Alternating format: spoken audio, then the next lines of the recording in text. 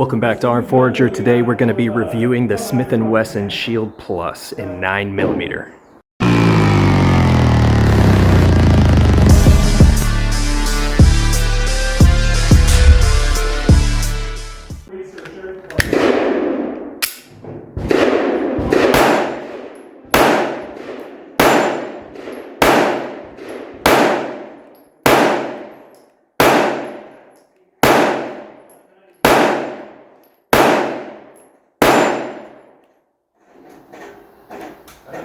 So we got a catch there, failure to eject, just caught the slide. I don't know if it's due to this just being a brand new gun, running completely dry. It didn't lube it up at all. Maybe it's the 13-round magazine. Could have been that limp wrist as well. I know in other channels like The Honest Outlaw, he ran thousands of rounds through this and never had a malfunction. So we'll give it the benefit of the doubt. We'll run a few hundred more rounds through this and see what happens.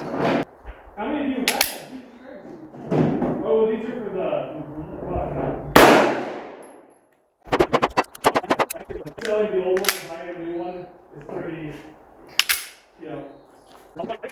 like a serious hunting system. It would provide you more use. Like what's the new 17L going to do that your old 17L doesn't do? Wanted to wait a minute on that. Did have a light primer strike right after that slide malfunction. It's interesting. I've had that happen with builds that I've done, but never a brand new gun like this. And I've had absolutely zero malfunctions on the Shield in 45 ACP that I had. None at all. So there's the light primer strike. And here's two that fired. Looks like the indentation on this one performed as it should have. This one did not. All right, and here's the ammunition we were using. This may have had something to do with those light primer strikes, but I don't think so, because the firing pin didn't engage as deep into one of those rounds as in all of the other rounds. You can see that by the indentation. But I've never had any issue with this ammunition, but this is the Adrenaline Precision Series from Buffalo. God, guns, and country. Let's try some more.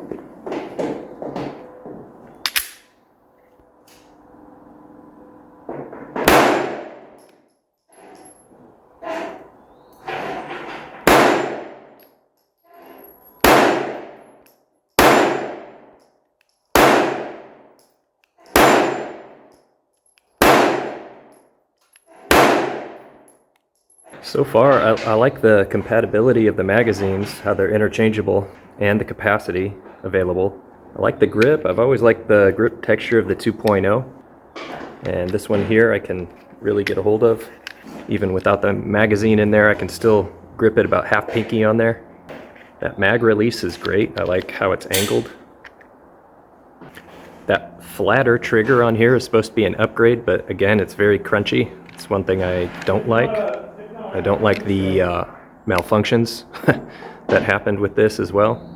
The only modification I made was this little clip from Clip Draw.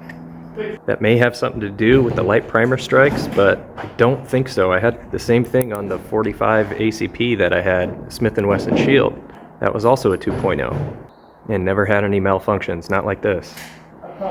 I do love how compact this is. It's just a little bit bigger in both dimensions as far as length and height than the p365. And with this clip draw concealed carry clip here, it makes things so much more convenient as far as concealability. This thing almost disappears.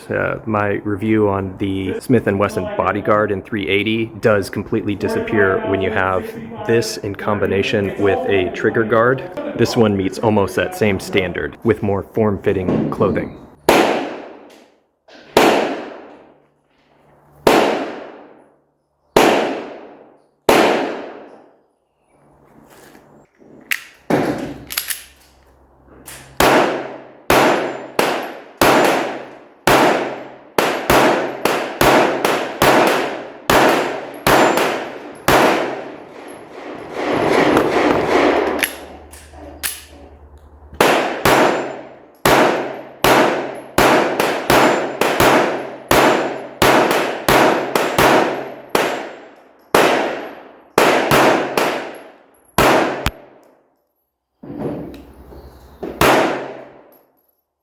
Yeah, so this is the updated version, I guess you could say.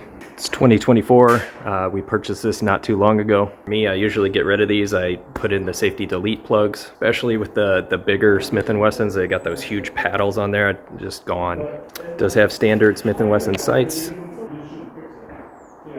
You just flatten them out and then put the dot on target, cover the target with the dot. This does utilize the same magazines as the Equalizer from Smith & Wesson, and the flush fitting holds 10 rounds of 9mm. Front fin serrations, standard Smith & Wesson 2.0 for those press checks.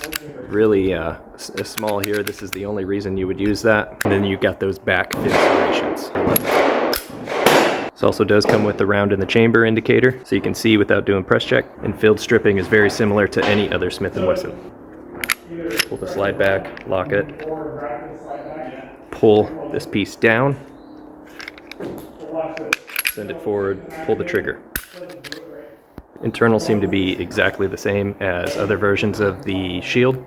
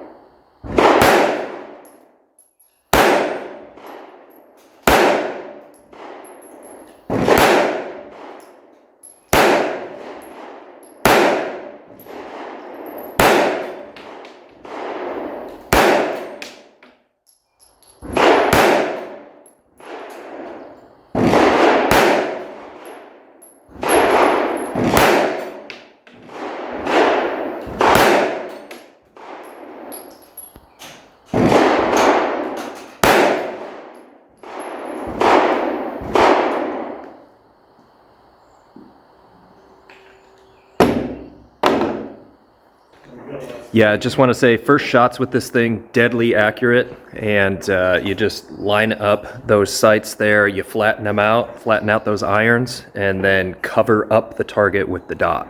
Those first two mags, just kind of trial. Looks like I hit the majority of the shots just by doing those two things, flatten out the irons and cover up the target with the dot.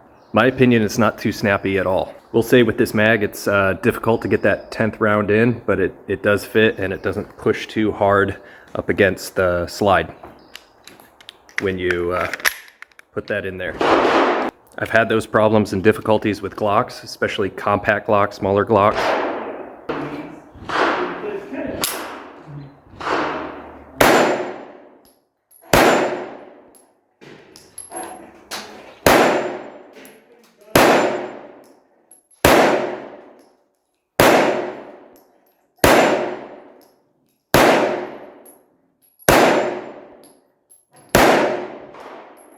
I did notice though right away with this flat trigger, the reset on this is very crunchy. It's the only way I feel I can describe it. There's like a few bumps and feels like there's particles in that. It just feels crunchy along the way. And so it feels like there's a false reset. Is really kind of my only critique at this point. Yeah, so these magazines are pretty special. The Smith & Wesson Shield Plus 9mm magazines. These also fit in the Equalizer, and they'll come in 10 rounds, 13 rounds, and then you can get the 15 round mag as well.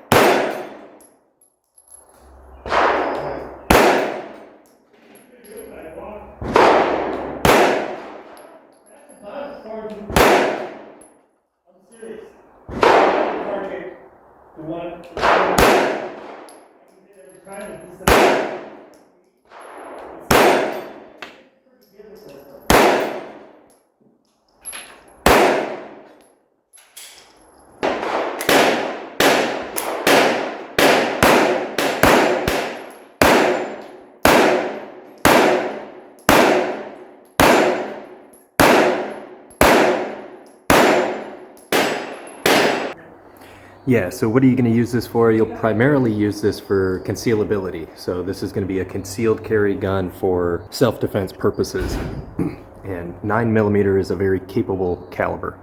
This would fall within that subcompact micro category. In my opinion, I feel like this is a true subcompact. To me, a micro or pocket carry would be something like the Smith & Wesson Bodyguard. This is a very capable and accurate firearm.